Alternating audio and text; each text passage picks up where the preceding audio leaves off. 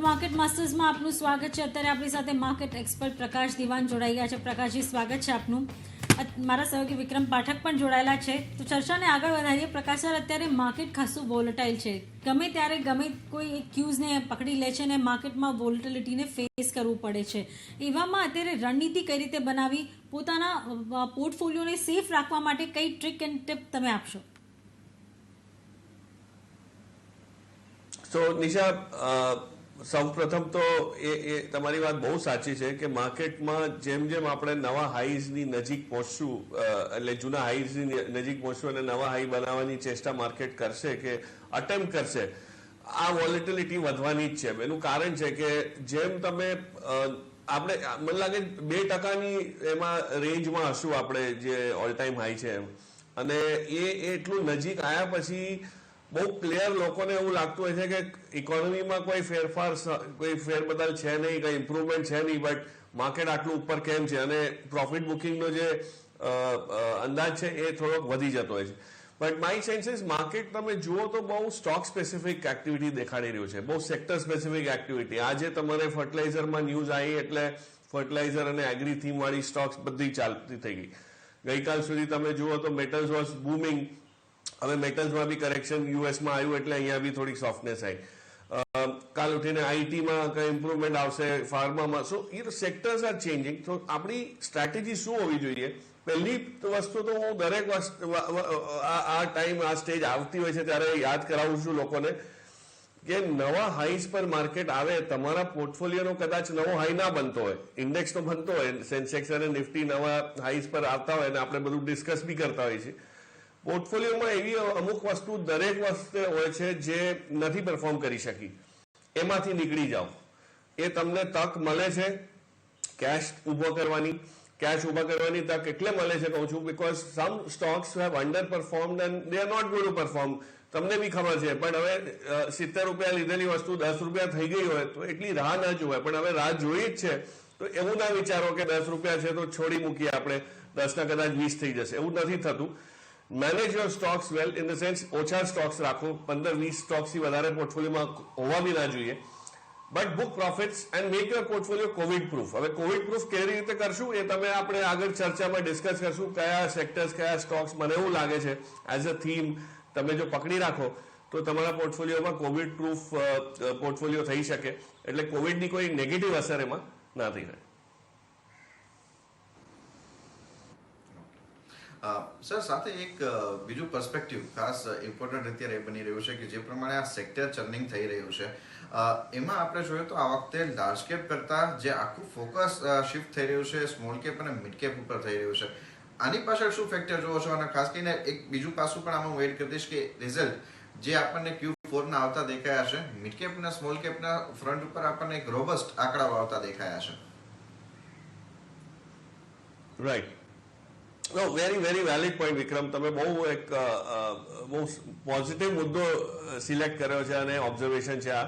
એનું કારણ છે માર્કેટમાં મેં જેમ તમને પહેલા કીધું બહુ સ્ટોક સ્પેસિફિક એક્ટિવિટી છે। નિફ્ટી આજે 15,000ની ઉપર રહે કે નીચે આવે કે જે બી થાય, બટ અમુક સ્ટોક્સ તમે જુઓ તો 52 વીક હાઈની જે આખી જે લિસ્ટ છે એ વધતી જાય છે દિવસે દિવસે। એનું કારણ એ છે કે જે નાની કંપનીઝ છેલ્લા 2 વર્ષની અંદર આકરા સમયમાંથી ગુજરીને આવ્યા છે, એ જે વટાઈને આવ્યા છે કે ભાઈ લેવરેજ ઓછું કર્યું, તમે ફર્ટિલાઇઝરમાં જુઓ લેવરેજ ઓછું થયું, મેટલમાં જુઓ લેવરેજ ઓછું થયું, ઓટો એન્સિલરીઝમાં જુઓ લેવરેજ ઓછું થયું, સિમેન્ટમાં જુઓ, એટલે જે શુગરમાં જુઓ, જે સાયકલ્સ પોઝિટિવ ચાલ્યા છે એમાં નાની કંપનીઓએ પોતાનું ઋણ ઓછું કરી, પ્લેજ કાઢી, પોતાને બેલેન્સ શીટ પ્રમાણે બહુ સ્ટ્રોંગ બનાવ્યો છે, સક્ષમ બનાવ્યા છે, અને હવે જે પરફોર્મન્સ આવી રહ્યું છે એ તમને બહુ ક્લિયરલી પ્રોફિટેબિલિટીમાં કન્વર્ટ થતું દેખાય છે, જેને આપણે ઇંગ્લિશમાં ઓપરેટિંગ લેવરેજ કહીએ છીએ કે તમારે 100 રૂપિયાનો સેલ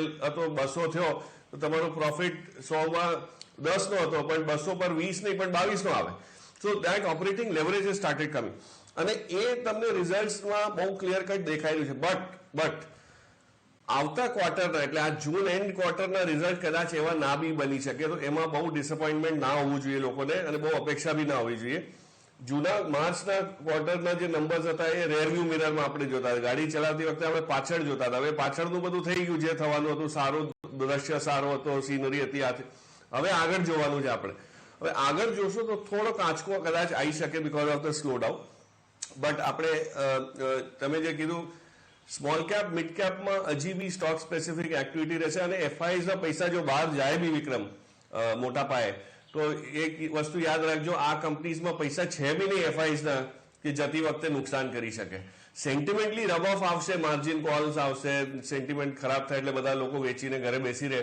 બટ એફઆઈઝ નું સેલિંગ જો આવે તો સ્મોલ કેપ મિડ કેપમાં આ વખતે તમને બહુ ગભરાવાની જરૂર નહીં પડે, because there is no participation જે નેગેટિવ થઈ શકે. ત્યારે જ ઘણીવાર પ્રકાશ સર એવું થાય છે કે ખબરો આવે છે અને તરત લોકો એના પર રિએક્ટ કરે છે, એટલે કે ખરીદારી માટે જમ્પ કરે છે. પણ શું એનાથી બચવું જોઈએ? અત્યારે આપણે કઈ પરિસ્થિતિને ધ્યાનમાં રાખીને અથવા તો આગળના કયા ક્યુઝને ધ્યાનમાં રાખીને સ્ટોક સ્પેસિફિક વ્યૂ લેવો જોઈએ? નિશા, બહુ સાચી વાત. સૌથી પહેલા તો સીએનબીસી બજાર જોવું જોઈએ. તમને મોટા મોટા ક્યુઝ ત્યાંથી જ આવશે. The point is આ જે ફિલિંગ ઓફ મિસ્ડ આઉટ જે છે કે હું રહી ગયો, 14,000 ઇન્ડેક્સ હતો એપ્રિલ મે માં અને આપણે કશું કર્યું નહીં, વિચારતા હતા કે આ તો માર્કેટ આ સેકન્ડ વેવના લીધે પડશે અને હવે 15 થઈ ગયું. એટલે જે ફિલિંગ ઓફ મિસ્ડ આઉટ છે એમાં લોકો ગમે તે ભાવે અમુક વસ્તુ ચેઝ કરતા હોય છે. અને તમને દાખલો આપું, એક બહુ સારી કંપની છે અને આપણી ચર્ચા બી ઘણી વાર આમાં થઈ છે, IEX કરીને છે, ઇન્ડિયન એનર્જી એક્સચેન્જ. હવે આપણે ગયા વર્ષે આ ડિસ્કસ કરેલી ત્યારે it was close to about 165.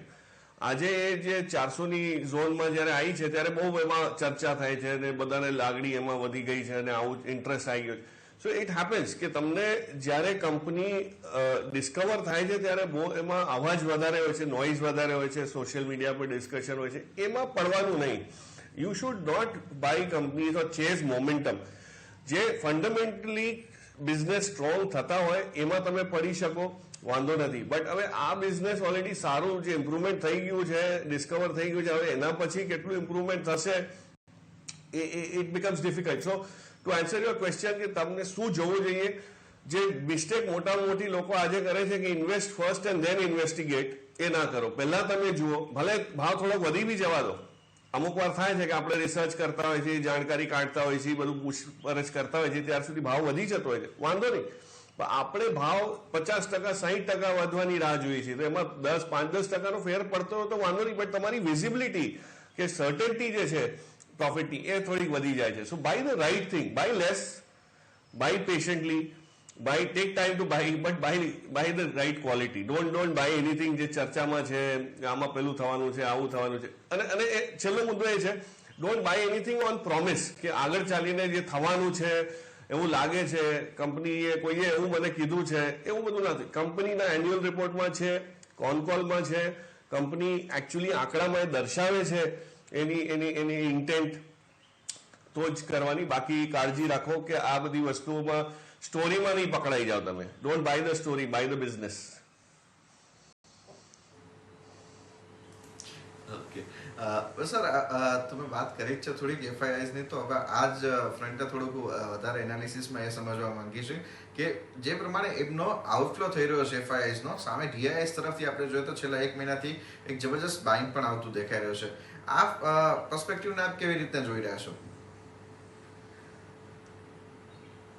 સો આમાં વિક્રમ એવું છે દેટ માર્ચના મહિનામાં તમને ખ્યાલ હોય તો સૌથી વધારે પૈસા ELSS અને ટેક્સ પ્લાનિંગના હિસાબે અમુક સ્કીમોમાં આવતા હોય છે. ડિવિડન્ડ જેમાં આવતું હોય છે વધારે કે અપેક્ષા જેમાં છે, કે ઇન્સ્યોરન્સના પ્રીમિયમ્સ ઘણા બધા માર્ચ એન્ડમાં આવતા હોય છે. એ બધા પૈસા તમને માર્ચ એન્ડ સુધી જે આવ્યા છે એ હવે ડિપ્લોય થતા દેખાઈ રહ્યા છે. સો ડીઆઈએસના પૈસામાં ઘણો મોટો શ્રેય ઇન્સ્યોરન્સ પ્લેયર્સનો છે. That much I can tell you. અને ઇન્સ્યોરન્સમાં આપણે વેલ્યુ ઓફ ન્યૂ બિઝનેસ જે વાત કરતા હોય છે કે આટલું બધું વધી ગયું HDFC લાઈફનું, આનું તેનું, એ બધા પૈસા ફાઇનલી ઇક્વિટીમાં બી આવવાના છે. So it is not that everything comes into equity, but a good portion comes into equity. બીજી વસ્તુ, આપણે ત્યાં એસઆઈપી જે એસઆઈપી નો નંબર તમે જુઓ તો સપ્ટેમ્બર ટુ નવેમ્બરમાં થોડોક એક આંચકો આવેલો, બટ એ આંચકો પેલો પતંગના આંચકા જેવો હતો કે ભાઈ ઉપર ચગાવવા માટે બી આંચકો એકવાર જોઈએ, તો એ આંચકા પછી તો પાછું રિઝ્યુમ થઈ ગયું. અને એ ટ્રેન્ડ લાઇન જે છે that is still quite significant. અને જે નવા આઈપીઓઝ આવ્યા છે એમાં તમે જુઓ તો જે એન્કર ઇન્વેસ્ટમેન્ટમાં આ વખતે મોટો શેર ડોમેસ્ટિક ઇન્સ્ટિટ્યુશનનો છે. So they will naturally have more money to deploy. Number of stocks is gone up. છેલ્લા 3 મહિનામાં હું જોતો હતો statistic, there are at least about 27 new companies that are listed. એટલે તમારી પાસે ઘણા બધા વિકલ્પો આવી ગયા છે. તો એક્ટિવિટી જે ડિવર્સિફિકેશન કરવું છે, નવું એલોકેશન કરવું છે ડીઆઈઝ માટે, એ ઘણું બધું ઇમ્પ્રુવ થઈ ગયું છે. અને મને એવું લાગે છે retail is going to be even more powerful than FIs and DIIs. આજે ડીઆઈ પાસે જે એક લિમિટના પૈસા આવે, તમને એક ખાલી આંકડો દેખાડશો, ગ્રાફમાં તમે જોશો, ગોતશો તો તમને મળશે. Actually retail investor participation in India in the last 3 years has gone up at least 5 times. અને એ બેઝ નાનો હતો એટલે પર્સન્ટેજમાં લાગે, but mobile trading itself is about 35%. 35% trading હમણાં રિટેલનું જે છે એ મોબાઈલ એપ પર થાય છે.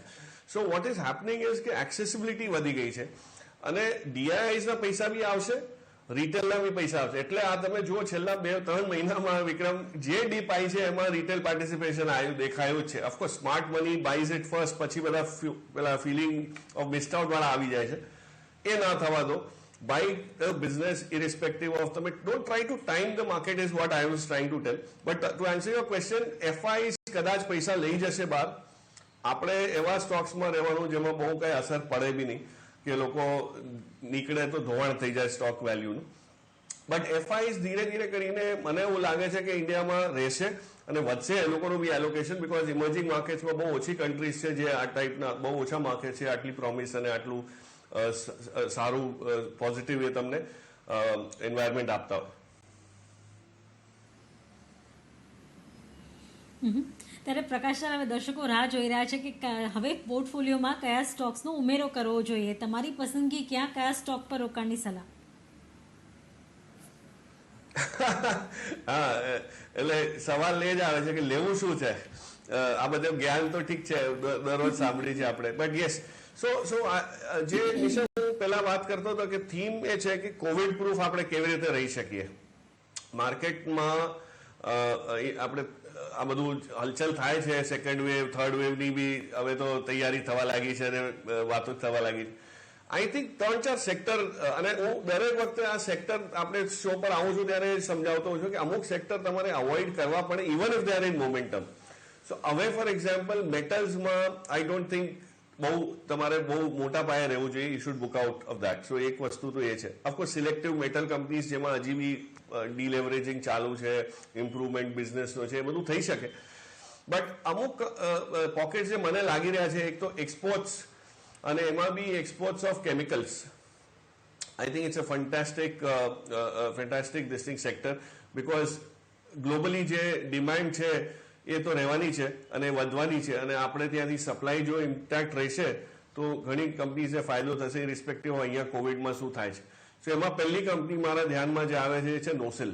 હવે નોસેલમાં મોટા પાયે તમે જુઓ તો ઘણું એમાં બી ઇમ્પ્રુવમેન્ટ, પ્રાઇસમાં બી તમે જુઓ તો થોડુંક ઇમ્પ્રુવમેન્ટ દેખાયો છે છેલ્લા 2 અઠવાડિયા 3 અઠવાડિયા, but that's nothing compare to એ જ્યાં જઈ શકે.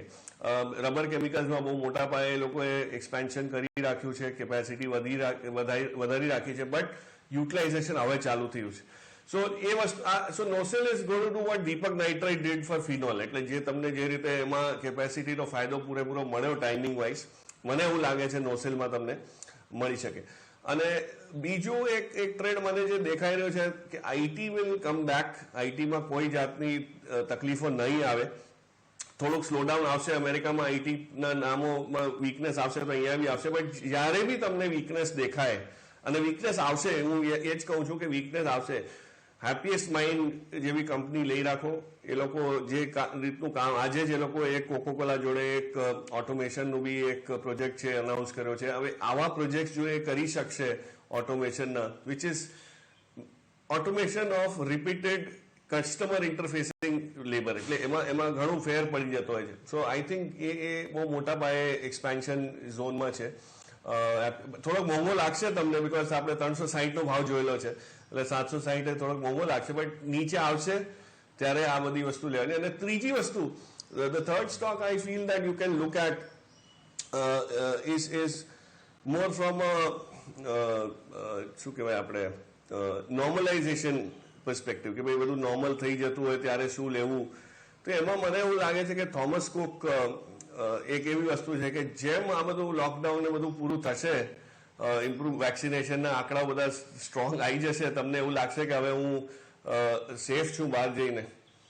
લોકો ફરવા નીકળશે, ઘૂમવા નીકળશે, બધે જે મજા માણવા નીકળશે, અને લીઝર ટ્રાવેલ, બિઝનેસ ટ્રાવેલ, બધા કઈ જાતના ટ્રાવેલ જે છે એ એનો બી તમને પૂરેપૂરો ફાયદો એમાં દેખાશે. તો થોમસ કુક બેલેન્સ શીટ બહુ સ્ટ્રોંગ છે, બિઝનેસ હમણાં ઝીરો છે, બટ એ સ્ટ્રોંગ બેલેન્સ શીટને લીધે સર્વાઈવ કરશે અને માર્કેટ શેર બી એનું બહુ મોટા પાયે આવશે અને એ બધું કેચઅપ તમને દેખાવા લાગશે. So I think these three names are good. બાકી જે કચરો છે પોર્ટફોલિયોમાં નથી ચાલતો એને પહેલા સાફ કરો. આ સ્ટેજ પર એ ઇમ્પોર્ટન્ટ છે નવી વસ્તુ લેવા કરતા બી. સો દેટ્સ વાય 3 વસ્તુ લેવી હોય તો 6 કાઢી રાખવાની. ઓકે સર, સાથે જ એક બીજું પાસું પણ સમજાવો કે તમે જે શરૂઆતમાં કીધું કે થોડું કોવિડ પ્રૂફ પોર્ટફોલિયો બનાવવા માટેનું, તો એ કોવિડ પ્રૂફ પોર્ટફોલિયો માટે થઈને અત્યારે જો એક્ઝિસ્ટિંગ જે માર્કેટનો મૂડ છે એ પ્રમાણે જો ખરીદદારી કરવી હોય તો ક્યાં કરવી જોઈએ? એમાં Vikram you will have to buy pharma. મોટા પાયે હજી બી મને લાગે છે ફાર્મામાં એક બાઉન્સ બેક ની જગ્યા છે. We have already scene. હવે થોડુંક લોંગ ટર્મ બની શકે આ મુદ્દો રહે, બટ સિપ્લા જેવી કંપની જે રેસ્પિરેટરી એટલે તમારા ફેફસાને ટ્રીટ કરવાની, જે આખી સિસ્ટમને ટ્રીટ કરવાની જે દવાઓ બનાવે છે, globally they are leaders in that, એટલે બહુ સારી પ્રેઝન્સ છે ઇફ નોટ લીડર્સ. એ વસ્તુઓ તમને ઇન્ડિયામાં બી દેખાશે. પોસ્ટ કોવિડ બધા જે ડેમેજીસ જે થવાની છે, ટ્રીટમેન્ટ આવવાની છે, રેકરિંગ ઇસ્યુઝ છે, એમાં એનો પોર્ટફોલિયો બહુ મોટા પાયે થશે. એટલે ખરાબ વસ્તુ છે કે ભાઈ કોઈ બીમાર પડે છે ને આને ફાયદો થાય છે, but that's the way pharma works. એક બીજી કંપની છે એની અંદર લોરસ લેબ્સ.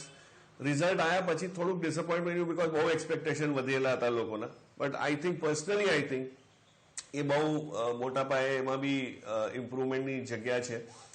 અને એટલે ઘણા બધા એક્સપેન્શનના પ્લાન્સ છે અને બધું બીજું. So that is the second stock. અને આઈ થિંક ફાર્મા સિવાય તમને એગ્રી ક્રોપ પ્રોટેક્શનની આપણે વાત કરી હતી પહેલા બી, કે જે રીતે એગ્રી થીમ ડેવલપ થઈ રહ્યું છે, એમાં એક તમારે આપણી ગુજરાતની કંપની છે હેરનબા કરીને, હેરનબા ઇન્ડસ્ટ્રીઝ ક્રોપ પ્રોટેક્શનમાં છે. જે રીતે યુનાઇટેડ ફોસ્ફરસ અને પીઆઈ ઇન્ડસ્ટ્રીને એ બધાના બિઝનેસીસ હું જોઈ રહ્યો છું, ઇટ ઇઝ અનબિલીવેબલ જે ગ્લોબલ ડિમાન્ડ ને બધું જે છે. અને આ કંપની બહુ સક્ષમ છે એ ફિલ્ડમાં, બહુ ફોકસ છે એ કેમિસ્ટ્રીમાં. મને લાગી રહ્યું છે કે આમાં બી તમને ઓફકોર્સ આઈપીઓ નું લિસ્ટિંગ થયું હતું 950-940 એ દિવસે આવ્યો હતો, પણ પછી બહુ ઘણા સમય સુધી નીચે બી રહ્યો છે. બટ એમાં લોંગ ટર્મ બેસિસ પર બી નિવેશ કરે. અને એઝ અ ડિસ્ક્લોઝર મારી પાસે બી એ સ્ટોક પોસ્ટ આઈપીઓ છે.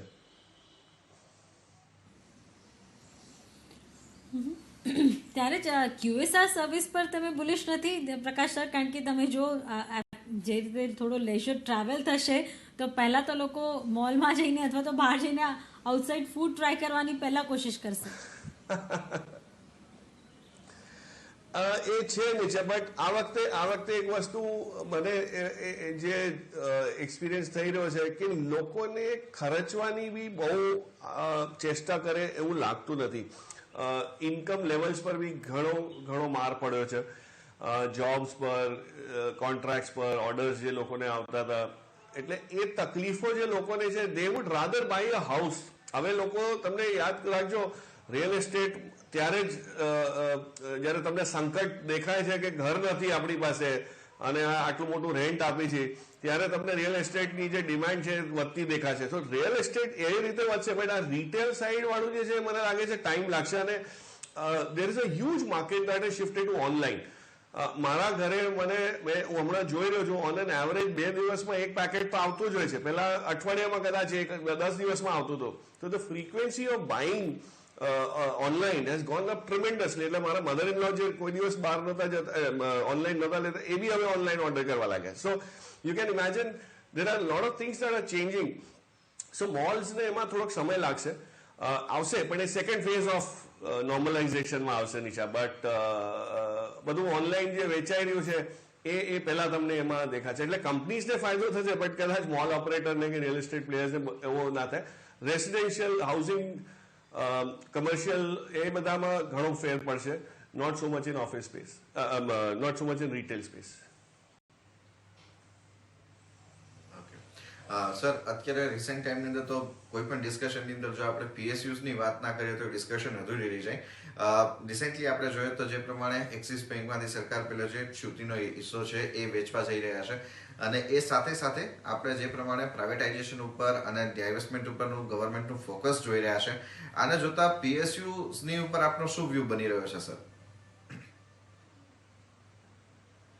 વિક્રમ, એબ્સોલ્યુટલી. અને આપણા દર્શક મિત્રોએ મને આશા છે કે પૈસા કમાયા હશે. મેં 1.5-2 મહિના પહેલા એક શોમાં નિશા જોડે, અદિતિ જોડે કદાચ હતો શો પર, અને BEL અને BEML ની વાત કરી હતી, અને બહુ સારું એમાં રિટર્ન ઉપજ્યું છે. બટ યુ આર રાઈટ, સરકારને ફિસ્કલ ડેફિસિટ કંટ્રોલ કરવા, આ એડિશનલ એક્સપેન્ડિચર, આ બધું સામનો કરવાનો છે, એના માટે ડાયવેસ્ટમેન્ટ ઇઝ અ મસ્ટ.